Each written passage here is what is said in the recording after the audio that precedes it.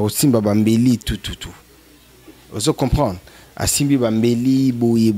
Mais akutana na buata na ba okata buata kingo na maboko alobaki ke na okata. Le 10 mars, notre soirée, Panzani, collaboration avec CongoFrance.com, ban à Lyon, ban à Chambéry, ban à Grenoble, ban à Saint-Etienne, ban à Paris, ban à Suisse, Boya et Belé, la soirée, méga soirée, Panzani.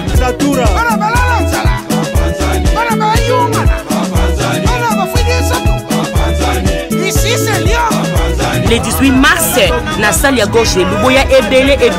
Ici, c'est Lyon. Le Fonsavalo Samogador, Modoga Baramboa, Ida Ouabouamboa Namiel. Na Benibinova, tout le monde, le 18 mars, na salle Uli, na Lyon. Ouais,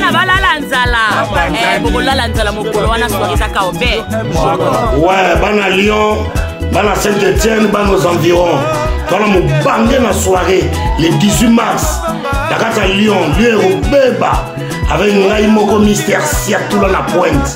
Dans aux Alawana, là-bas s'appelle tout à Lyon. Alors, ma date aux la Somme.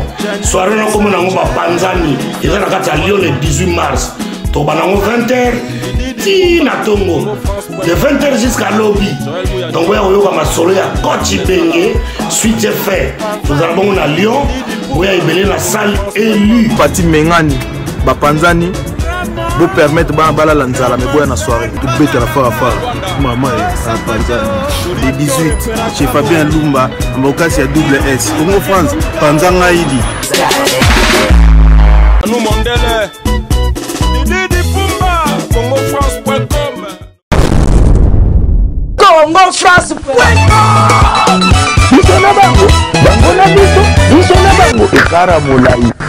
CongoFrance.com, site ya solo masolo ya danger, masolo ya kitoko. Okay, merci très cher téléspectateurs. Vraiment, Boza et Belé à Kolanda. Émission Nabiso na www.congofrance.com. Merci beaucoup à mon boss, monsieur Josué Didi Dipumba. Merci beaucoup à notre manager, monsieur Junior Boukson Boukassa. On peut, pourquoi pas, Aya Willy Moucheni Babi Kodo, jamais Kota Virus. Merci aussi à maman Emiline Zemba. Montema Yabate, tous peuplés à Mbetero, maman Likelemba. Merci aussi à Malolo. Loris et la Congolia, pourquoi pas à David Olito Motomoko bien. Merci aussi à Diesola London, merci aussi à Papi Messi depuis Lukampa. Pourquoi pas à Mandela Mugonda, c'est-à-dire que la grosse moulue de la presse congolaise, n'a pas vu époque à Papi Messi depuis Lukampa, et puis pourquoi pas à Mandela Mugonda. Merci aussi à Fanny Bongende, merci aussi à Papa Pierrot Kadima, Namote Manaye, Maman Mami Kaza, Dina Bana Bango Joyce, Winner, donc c'est-à-dire Bozébé, la grosse moulue, on a bien Banda Sikoyo, non aussi ça nous quitte la grosse moulue de la. Merci aussi à Hilaire Clack devant la caméra, un tata monteur, un tata caméraman, merci à toi Hilaire Clack. Devant la caméra, la grosse moulue de la presse congolaise, Nabino, il est clair que l'habité soit déjà au refond la solo. Nabi qui retourne à la grosse moulue de la presse congolaise, Nayambe Libinonan. Moi, nous tamboli awa, nous tamboli président Igwe le roi de la forêt, et puis président Ouata héritier Gogan. La grosse moulue de la presse congolaise, Nabité dans Roti Kamwe le Kabote Fona Luka. Mouta Maël Nabino Dadi Mola, porte-parole intelligent. Donc ça langage que moi. Dans le but, Moutounio souhaitait à trouver Dadi Mola intelligent. Ça langage que moi, Dadi Mola, les porte-parole intelligents, dans le camp peut bêta bêta ma solo. Mais quant à moi, d'abord, je dis bonjour Dadi Mola. Bonjour la grosse moulure. Merci beaucoup Dadi Mola. Moi et mon ayo, Nabatunion sont vraiment basés dans le monde entier.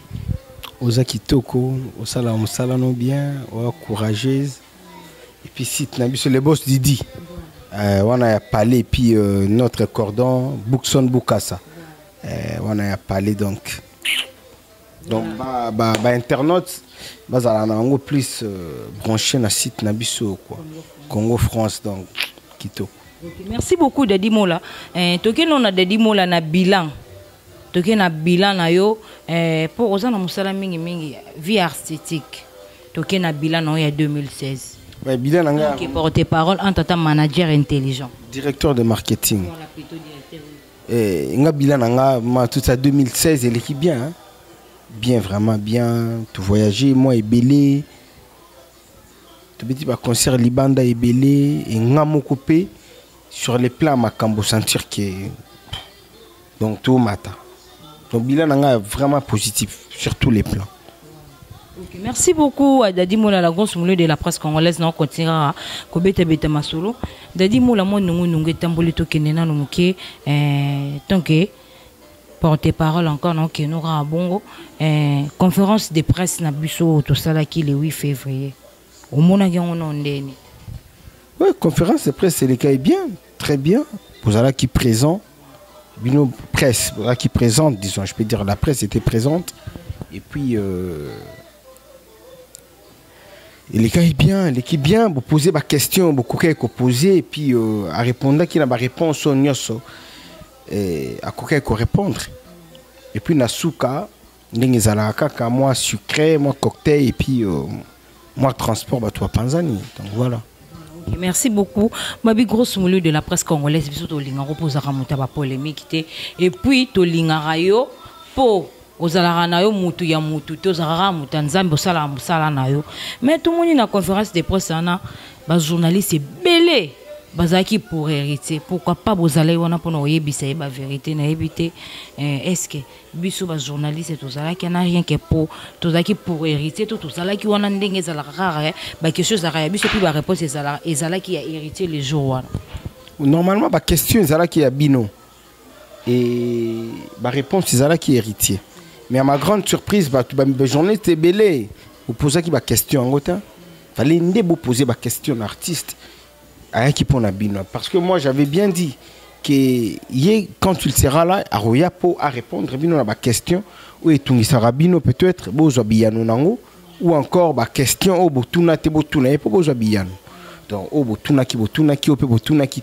Inch'Allah. Okay, merci beaucoup Dadi Moula na kino rapidement na moi nungu tozanango mikolo ya hérité Gogan et puis na président na biso Igwe le roi de la forêt mon nungu tambolaki na boîte de nuit to rotanga kombote pour na marketing mon nungu tambolaki na boîte Dadi Moula aza ancien aza moko ya bato bazalaka na kati ya wenge musique à maison mère et puis artiste nabiso hérité Watanabe Gogan pazalaki moko ya ba artiste émission wazalaki pembeni ya wera Igwe le roi de la forêt mais sikoyo toza surpris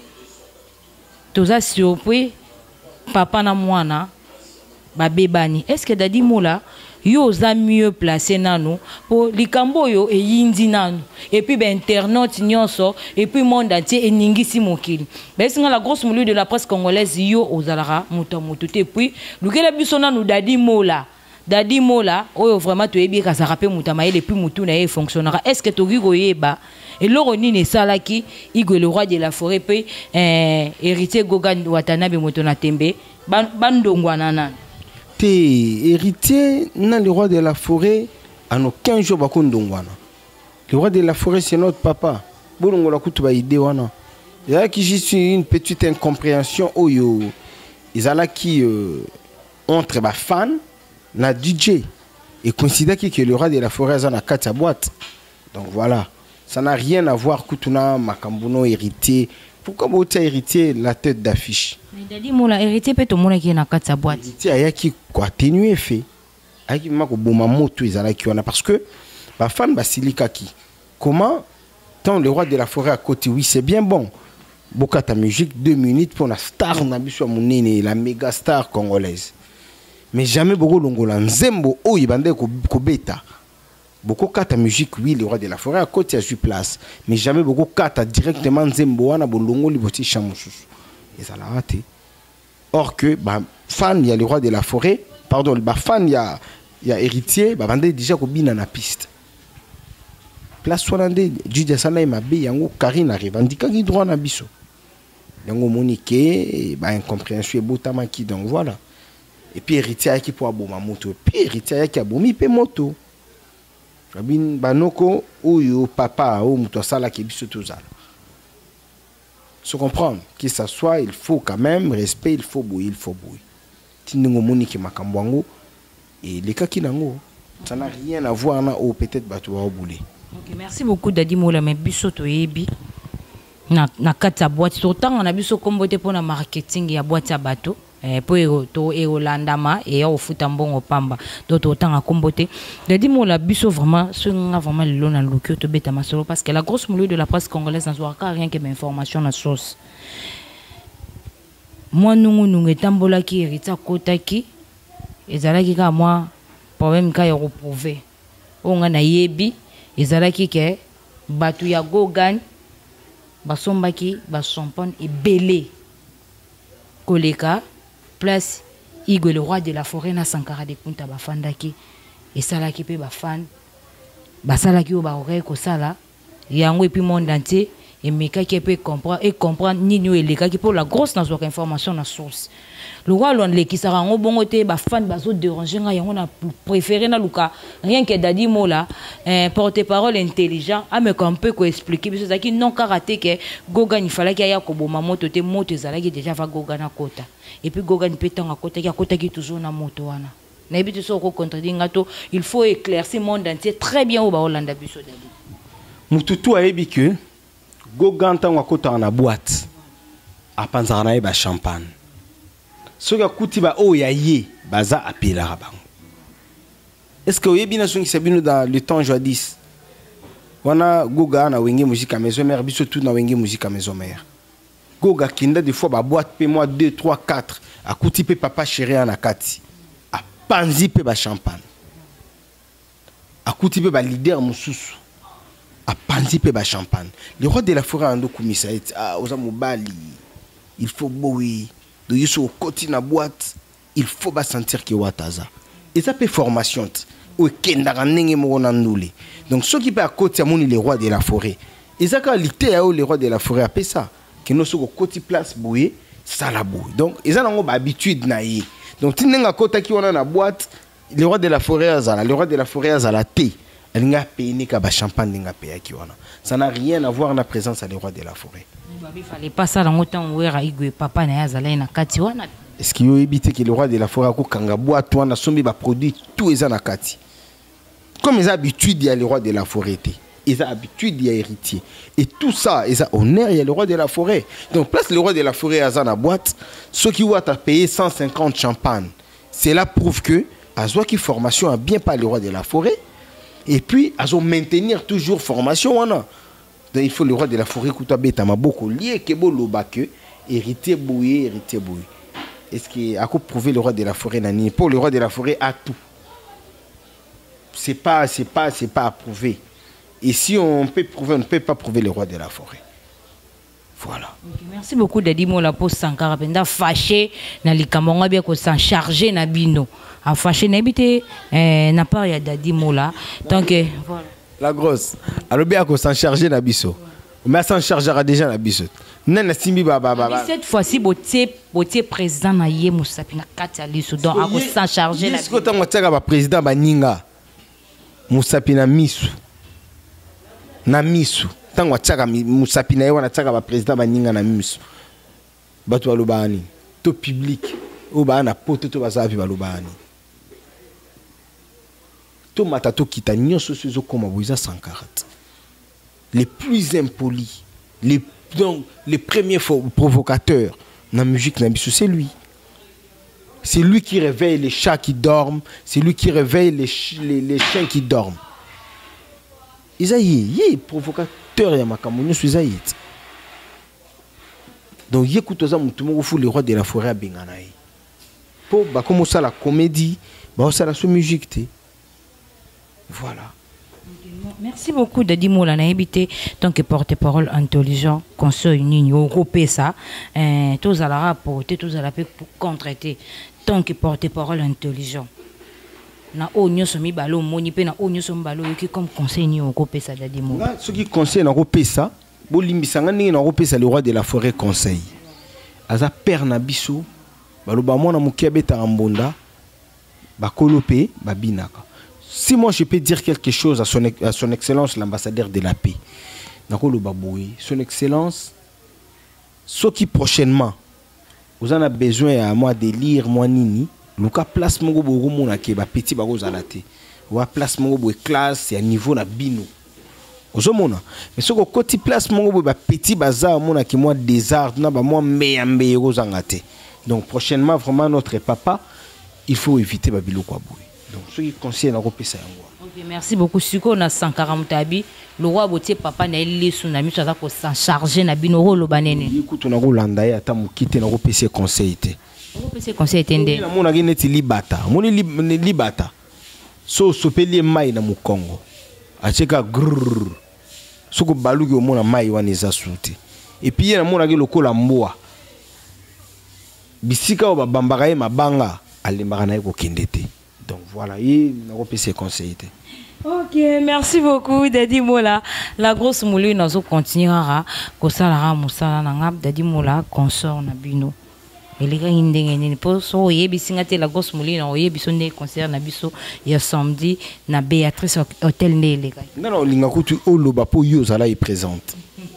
Ozala na conférence de presse te tenda ya sombeli billet au Kotaki. Donc yokutu fo loba na bato avant peut-être ngana loba.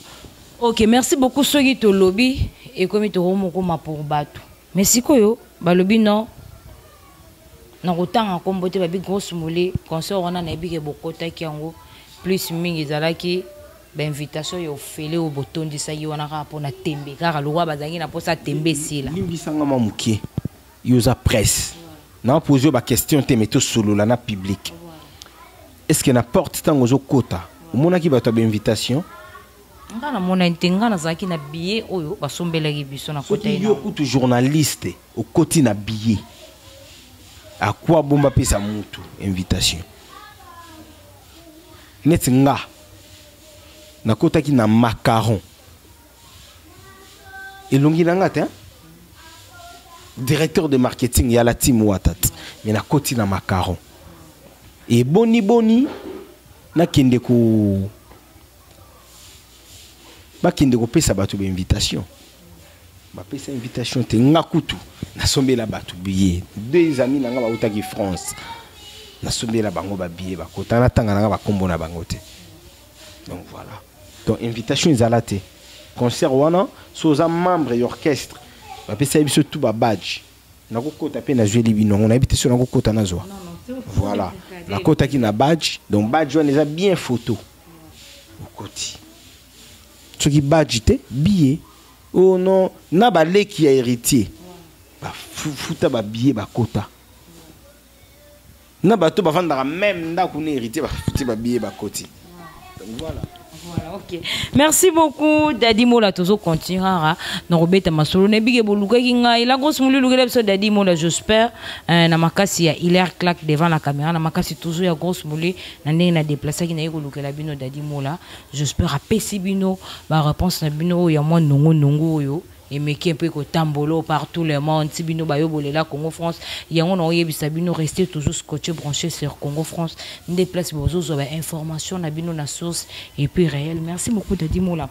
To kenom na générique na bino to yoki na kata générique et puis Sankara lobi encore à s'en charger na bino encore na kata générique wana parce que na générique wana na animateur na biso moko ayembi côté ya Wata kangi papa Mélissier biberon et est-ce que tu es bon sur le lobani?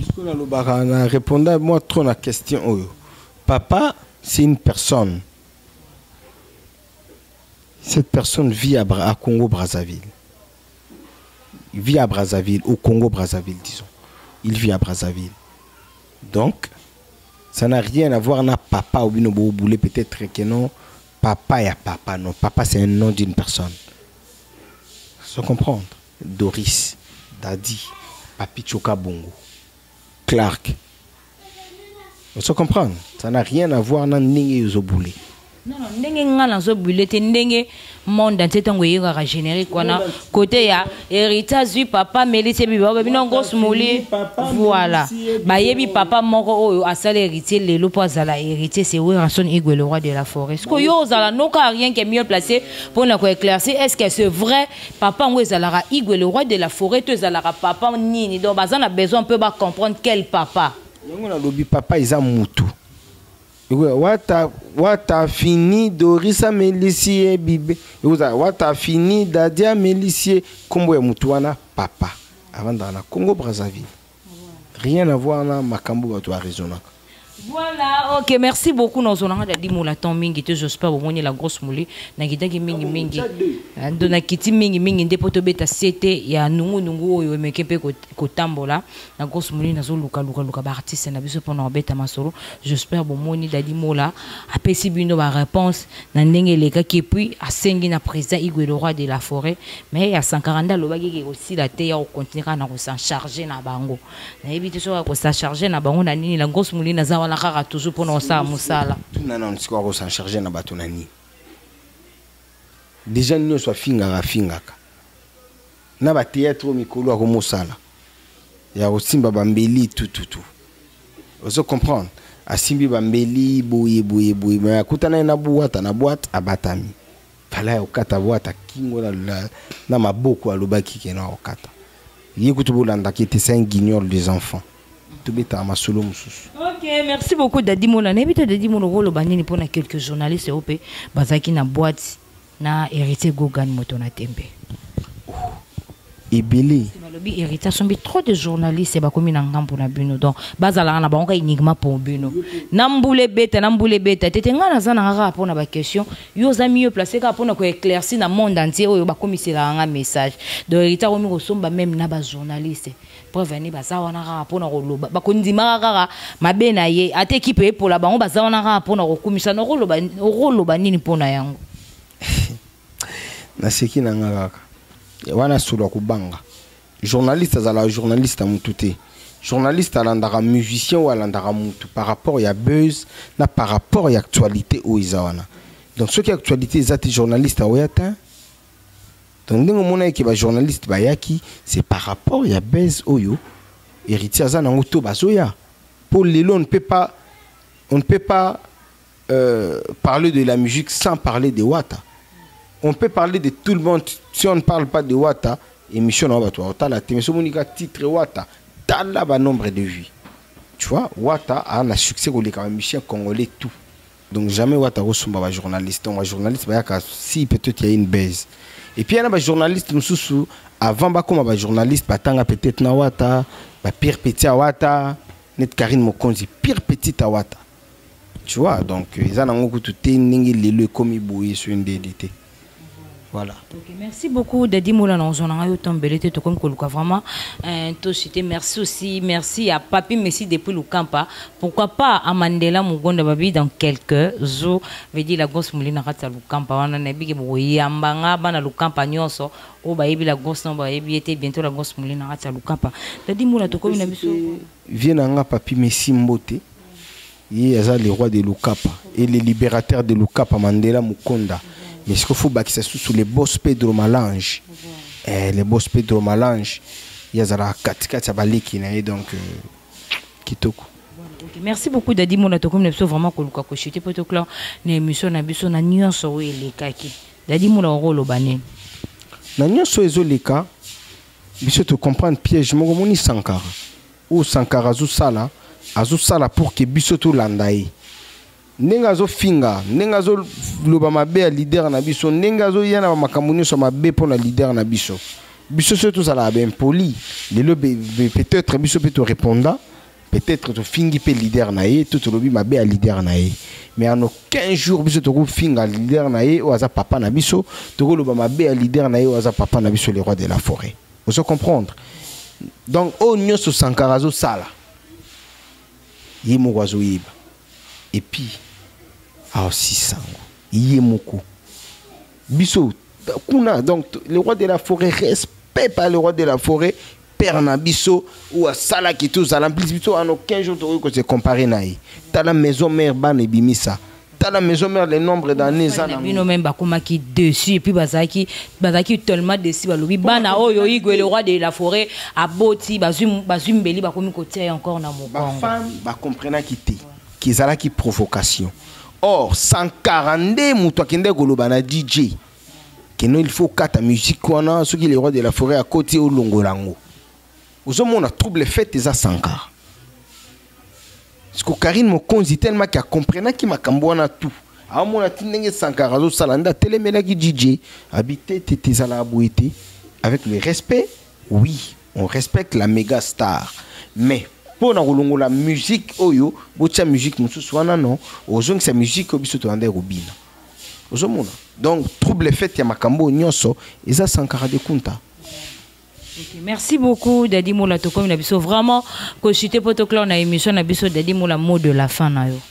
Merci Nayo, ndenge oye kozwanga na chantier. Et merci nabatu tout au bolingara la team Wata. Vous allez déchuter. Ils allaient je m'osa monter de toutes pièces. Ce sont vraiment des scénarios. Voilà, donc balinga osa la pièce moroboui. Et biso tout ça là m'a beaucoup été to Rolanda pe makambo wana te.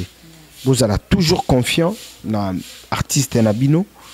Vous allez toujours confiant na yi. Vous continuez à soutenir yi. To kotikala ko déconner en aucun jour. To yebi qui fait quoi. Là on le sait. Donc bandeko to ba otala biso de partout donc to linga Abino. Hein kulu tunanga kapita depuis Switzerland. Mon papa Christian Mvemba. Il y a maman Chantal Mvemba, le chancelier de Bundes, mon cousin. Et bah Gaïta Makolo, Bazo Landabiso, donc vous avez toujours confiance dans le leader Nabino. Alinga Abino est trop. A satisfaire Abino toujours. Boyok album, ou te promettant qu'il vient album, ou ça n'a pas insanité. Tant où ils attendent biso tout ça la promo il disque Nabiso.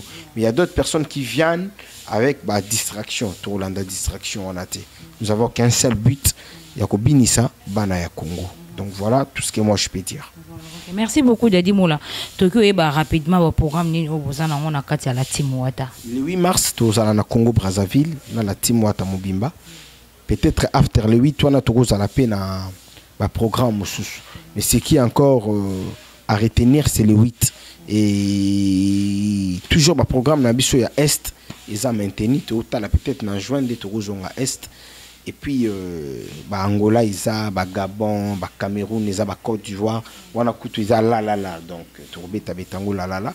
Et puis, le 13 juillet, Tourkindane, Nangamba, Olympia de Paris. Voilà, ok. Merci beaucoup, Daddy Moula. En dehors, il y a le 8 janvier. Est-ce que la répétition, vous en avez répétition, comme d'habitude? En dehors, il y a le 8 mars. Le 8 mars, donc, mardi, mercredi, toujours là. Place de répéter à cabine d'un centre. Donc on est là, Bouya Oyo Kabanzembo na bino kitoko. Surtout Nzembo zo sepeli sabatu mikolo tout en noir. Bongote Doris, bongote Wata, bongote Mandela, wapi papi Messi, bongote Papicho, bongote Kabongo, papa na la grâce na papa na chacha. Voilà mastananga papi choka bongo ligue des jeunes donc soko talikuno moni Daddy Moula. Donc tout est bien. Voilà, okay. Merci beaucoup Daddy Moula tout est mon abiso poto désannoncé. Vraiment émission nabiso to comme nabiso vraiment cochité toujours clore. Merci encore Hilaire claque devant la caméra. Daddy Moula to ka bo nabiso no kana ba dédicace. Mon papa Christian Mvemba, le cœur de maman Chantal Mvemba. Les chanceliers de Bundes, Pamphile Lukoki. On a cousin nanga yazala na bunde swana ibuta kangi masolo tout et na obosa na te mère nanga mama Élysée yepe na kati allemand wana so na tali kuna na mona vie nanga Freddy de Lampe mère Élysée kuna mama vie nanga Freddy de Lampe donc masolo kitoko et nazo tala kuna nazo mona bijou batoto il passe à grosse molire quand neti bijou batoto. Voilà, bijou batoto, on appelle un peu parce que au moins il y a grosse moule.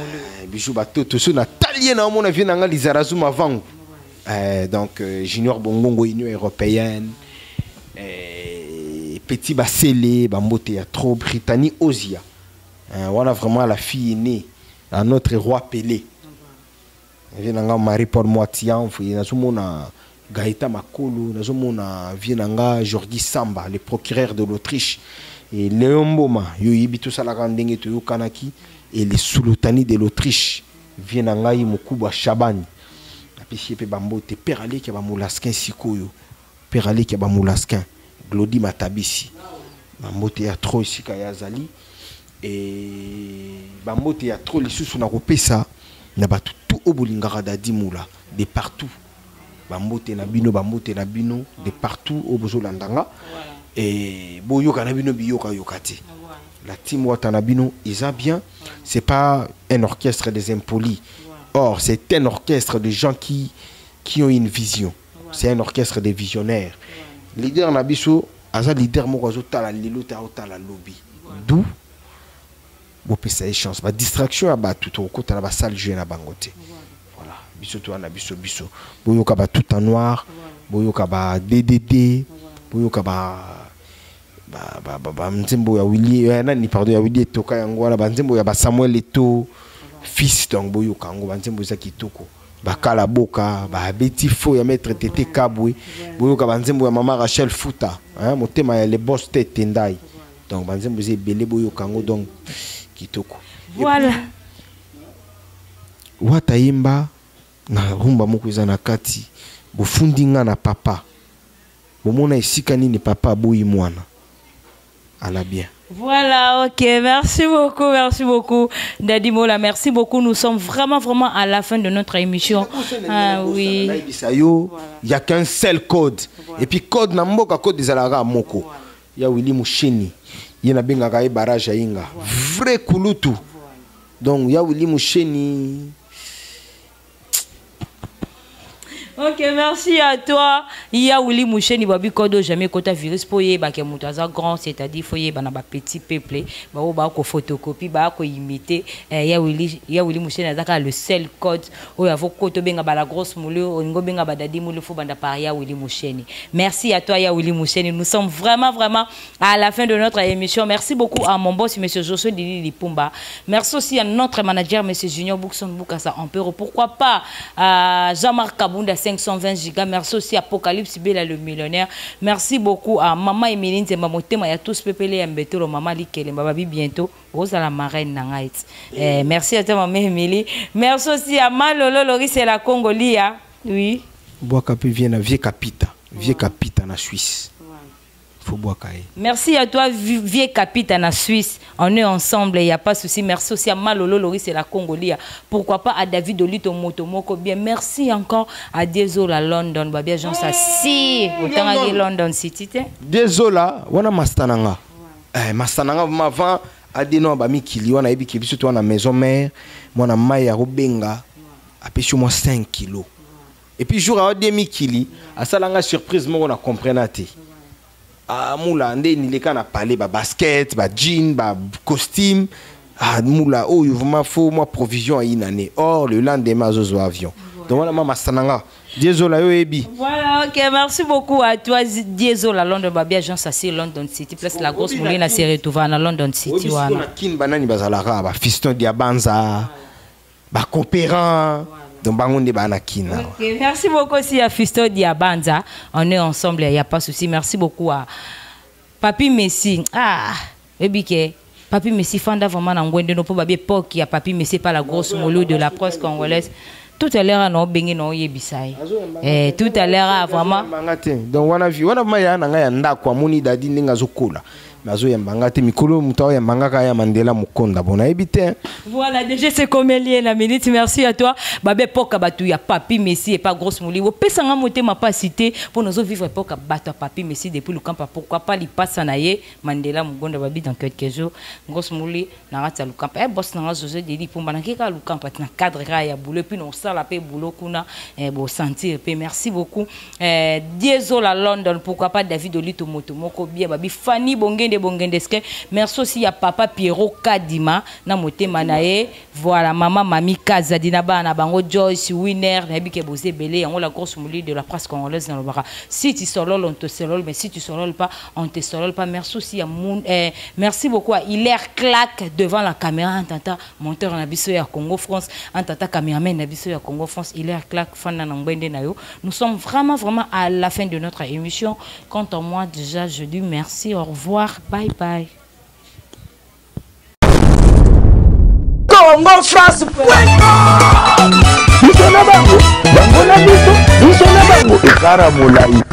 France.com site ya Kolo Masolo ya danger Masolo kitoko. CongoFrance.com